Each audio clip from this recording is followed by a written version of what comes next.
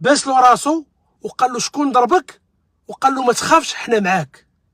فيديو جديد يفند ويكذب رواية الذباب الإلكتروني والإعلام ديال النظام الجزائري بخصوص طفل واسم. شكون اللي ضربك؟ شكون ضربك؟ شكون صابر تاع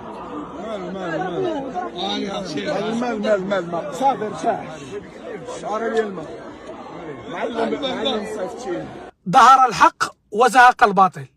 الاخوان بخصوص ديك الترند وديك البوز وديك الحاله وديك الحمله المسعوره اللي تعملت بخصوص ديك القضيه ديال الطفل الجزائري اللي قالوا انه تم الاعتداء عليه في فانزون في الميريكان، فتسرب فيديو يوضح ويكذب روايه النظام العسكري الفاشل اللي حاول انه يركب على الموجه. شفنا الاعلام كامل كيهدار، شفنا المؤثرين، شفنا الاعلاميين، شفنا الصحفيين، وصلت بهم حتى لرئيس ديال الدوله تبون خرج وكيهدر على هذا الطفل، وقال على ان غادي يتم تكريم هذا الطفل في مباراه ديال الجزائر والنمسا.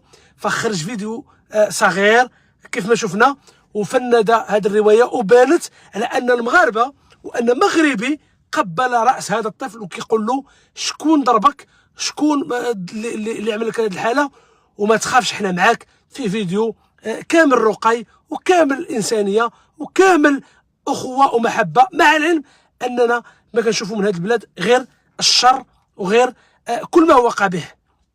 قبل ما نتكلموا على هذه الحاله والصحيحه، فانا اذكركم، فقط بغيت نذكركم انكم اغتلتم جوج من خيره الشباب ديال المغرب وما عملوش هذه الحاله المغاربه، والاعلام المغربي ما حاولش يزرع هذا الحقد وما حاولش يزيد يشعل الفتيله ديال الحقد بين الشعب المغربي والجزائري، وما حاولتش الدوله المغربيه تصب الزيت على النار وتأجج الوضع بين الشعبين.